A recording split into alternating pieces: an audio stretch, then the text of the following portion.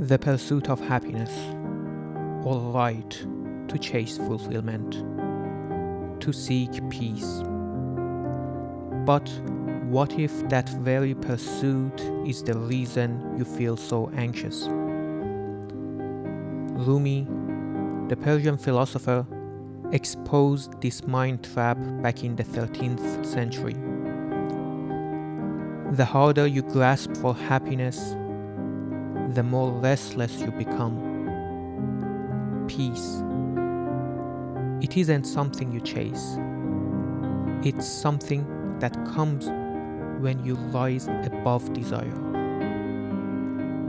Let's pause, listen to what Rumi has to say, and see where his words take us.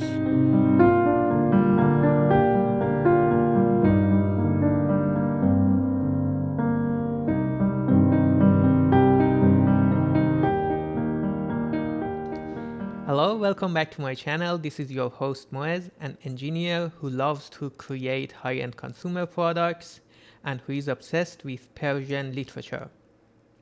Today we are going to cover another poem by Rumi, and I'm going to talk about the lessons, I'm going to discuss about the poem, and lastly I'm going to read the poem in Farsi. This video is time-stamped, so feel free to skip ahead. I hope you enjoy it.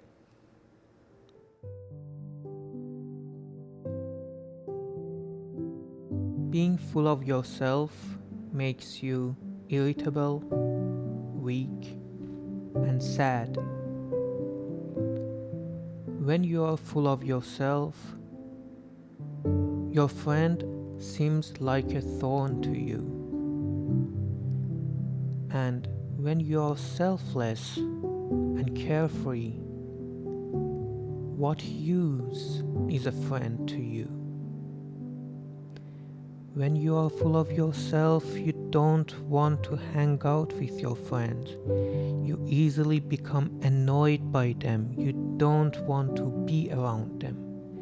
And when you are just cheerful and happy, you don't need any friend to be cheerful. You are just happy on your own. When you are full of yourself, you fall prey to a mosquito. And when you are selfless, you can hunt an elephant. When you just have a bloated sense of self, even a mosquito, a single fly can just annoy you and makes you angry. Or if you are driving and somebody cuts the line in front of you, you will just blow up. But when you are so happy and carefree, you can do some acts of bravery that's unimaginable. You can easily hunt an elephant on your own.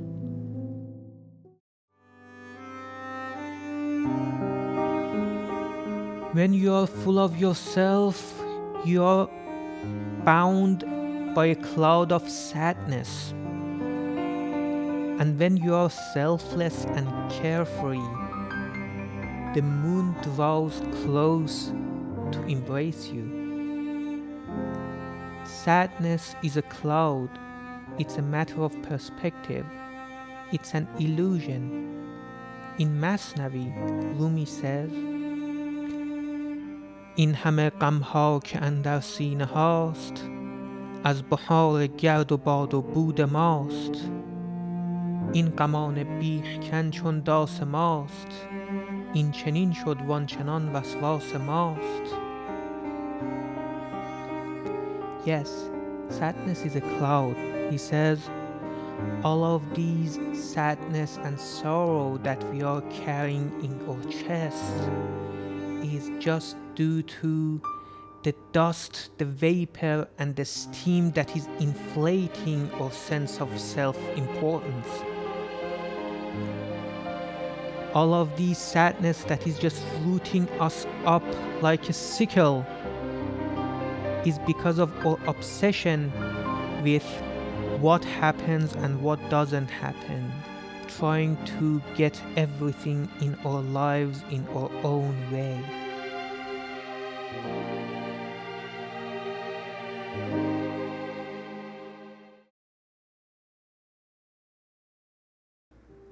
When you are full of yourself, your partner gets away from you. They don't want to be around you. And when you are selfless and happy on your own, your partner brings you a glass of wine to just celebrate with you, to just accompany you.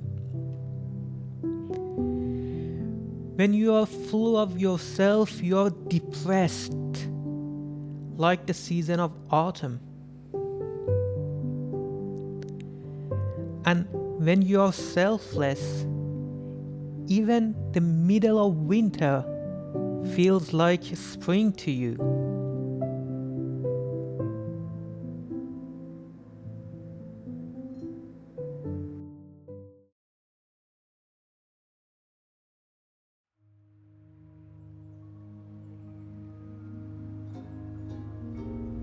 Rumi explains why we have an inflated sense of self. It's because we are yearning, desiring, and pursuing tranquility and happiness.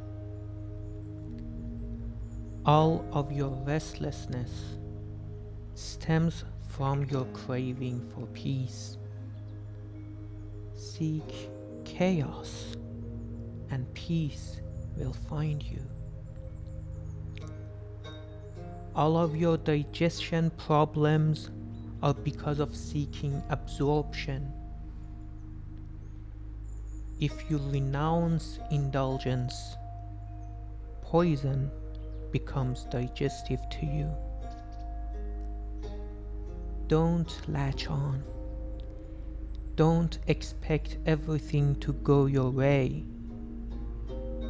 When you open up, things will happen for you.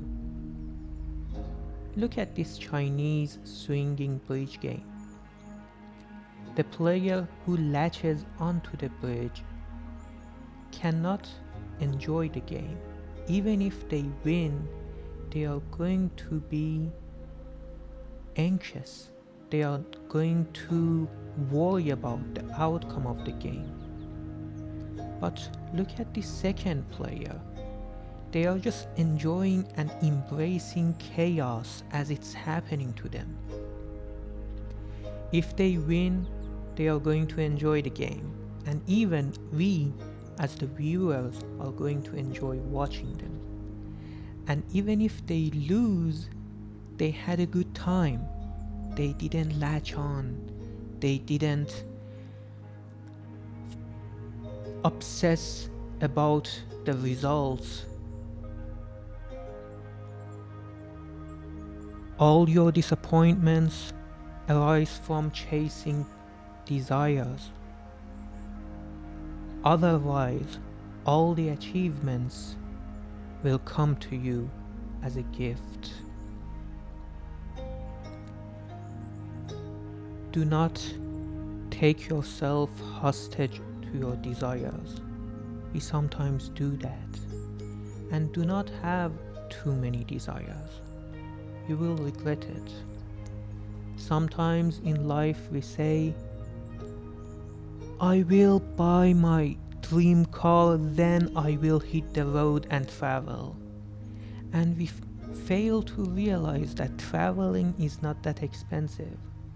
We say, if I buy my own home instead of having a small apartment and renting it, I will throw parties left and right and I will have my friends over. Or we say, if I earn this amount of money, if I earn a 6-figure salary, I'm going to enjoy life. And we forget that maybe not in the same scale, but we can still replicate what we want, and we don't have to postpone our life to an artificial desire that may not necessarily align with who we are. If we do that, if we just continue taking our own life hostage, during that period we are going to be anxious, and after so many years, when we are past that point, when we have found the job, when we have bought the house, maybe we won't have our friends around, and we are going to start regretting, and that's a vicious cycle. Anxiousness and regret. In مثنوی رومی says نیم عمرت در پریشانی رود، نیم دیگر در پشیمانی رود. Half of your life will be consumed by anxiousness, by anxiety, and the other half is consumed by regret. ترک این فکر و پریشانی بگو، حال و یار و کار نیکوتر بجو، ور نداری کار نیکوتر به دست، پس پشیمانیت بر فوت چه است؟ Set yourself free from these thoughts and this anxiety. Seek a better situation. And if you can't find a better situation, if you are simply unable to do that, why are you anxious? Why do you worry about it? It is what it is, so let's just enjoy it. Rumi says, go one level deeper, one level beyond desiring and fearing from incidents. These are false dichotomies. These are false polarities. Seek a situation where you don't want anything, and that's where you want to be. I'm going to discuss this further in the discussion section. As a side note, Rumi says, when you're in a relationship with a partner or with a kid, don't always chase their affectionate self, their affectionate face, and don't try to lavishly please them always. Sometimes just enjoy their unkindness. You see, sometimes kids cry and you don't want to pander to every need they have. You just want to enjoy them as they are. Same for partners. And once you do that, that coy darling will weep for you, will sweep you off your feet. And as the last statement, Rumi says, when the king of the east, the son of faith, arrives from the city of Tabriz, honest to God, the moon and the stars will seem pale to you. And again, we are going to talk about it even further in the discussion section.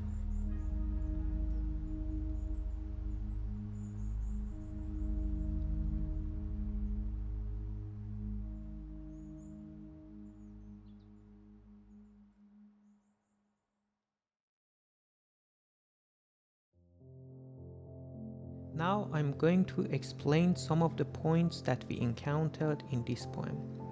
The first one was the concept of identity, and two different identities that we can assume: a selfish identity and a selfless identity. The concept of identity is elaborated in detail by Rumi, and it will require one or multiple videos on its own. So I'm not going to explain everything right now. But there is one point that I want to emphasize. In modern psychology, we have some terms such as ego, superego, conscious mind, unconscious mind. These terms were coined several centuries later, and these theories arrived several centuries later. There could be some similarities between these notions, but we should avoid drawing a one-to-one parallel between everything that Rumi says and everything that the modern science of psychology says. Rumi was a poet after all, not a modern day psychologist or psychiatrist. The next point that I want to talk about is letting go of desire. Of course, if you are familiar with anything from the Far East, any literature from the Far East, you will see that theme in Buddhism. And probably Rumi was also influenced by Buddhism because he was originally from the city of Balkh, which is currently in Afghanistan, and Buddhists were in Afghanistan. In fact, until a few decades ago, we had some statues of Buddha which were destroyed by Taliban later, but we for a fact know that Buddhists were present over there. The next point that I want to emphasize, which is really important, is the notion of going one level deeper and one level above. Again, this might sound familiar to you if you have anything from the Eastern philosophy. Consider the level of ethics and the level of laws and regulations and statute. When we are crafting laws, when we are writing law, we have our eyes on the ethics. We bring down the debates in ethics and we just transcribe them and translate them into regulations and statutes. But sometimes law could be unethical in some contexts. And in modern legal systems, we have checks and balances. But the point is, it's just one level below. Think about the trolley problem, which is a classic problem in ethics. It goes by saying you have a choice between pulling a lever and redirecting a train to kill one person, but if you don't pull the lever, 5 people will be killed. And it's a classic problem. There are so many debates around it. If you pull the lever, you actively murder one person, but save 5 lives. And if you don't pull the lever, you don't actively engage in murdering anyone, but you will lose 5 people instead of 1. And that's a problem in the domain of ethics. Now consider how meaningless it would be if I were to talk about that problem according to the Code of Federal Regulations in the United States or the Criminal Code of a specific state or the case laws that we had. It wouldn't make sense. The domain that this problem belongs to is the domain of ethics, not laws and regulations. So when Rumi says go one level above wanting and not wanting, he's talking about that. When you are desiring something or escaping from something, of course there'll always be some contradictions and some complexities, but when you go one level above that, one level beyond it, you will find peace. Everything becomes more clear to you. And that was the notion of going one level above it. The next point was the last verse, which he was saying, when the king of the east, the son of faith, arrives from Tabriz. Son is the adjective that Rumi uses as his signature, as one of his signatures in his poems in Ghazaliyat Shams. And that signature name, that adjective, refers to his mentor who influenced him a lot, whose name was Shams, which literally translates to sun, and he was from the city of Tabriz. So he liked Shams a lot, and he says, when the son of faith, and he's just praising him, saying that he's the son and he's the son of faith, arrives from city of Tabriz. When you have the sun rising, you will not bother with the light of the moon and the stars. I mean, they will just become pale and you will be jaded with them. So he's saying when you go one level beyond, when you see your my mentor, the Shams of Tabriz, the son of faith, all of these little sources of light becomes just pale. And that was that. So yeah, these were all the points that I could cover in this poem. And now let's go and watch me read this poem in Farsi.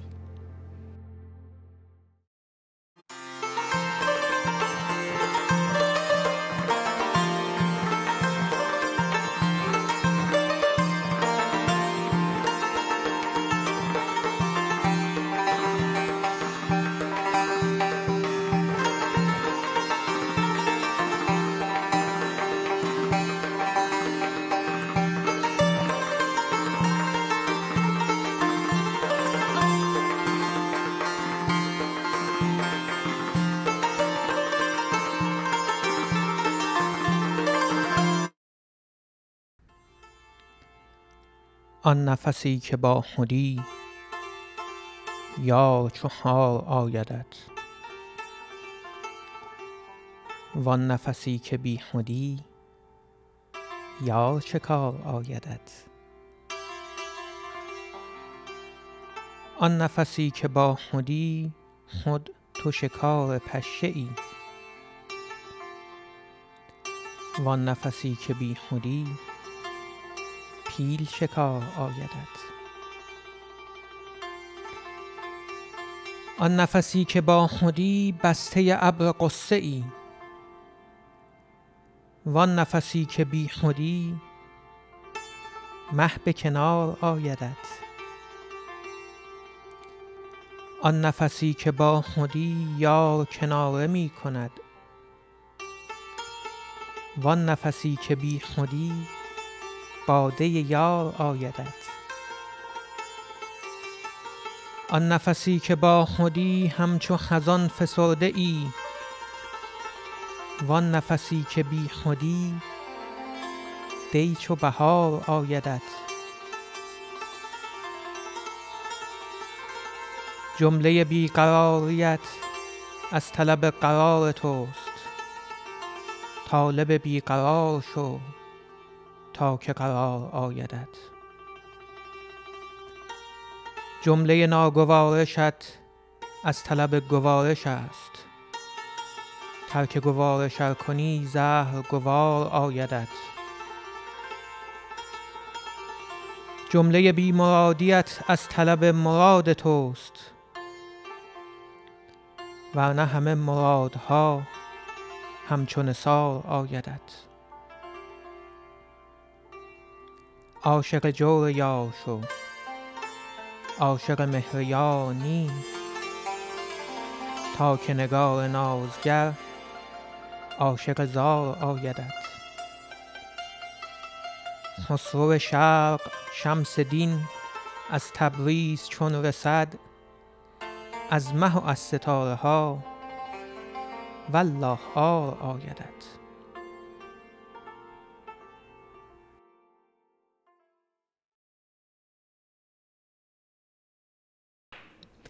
Okay, now this is the end of this video. Thank you so much for tuning in. If you want to see more of me talking about Rumi and his poems, feel free to click here or here, depending on how I set up the screen. And if you want to see my other videos, click on the other side. And just as always, wherever you are and whatever time it is out there, make sure to have a good one. Bye.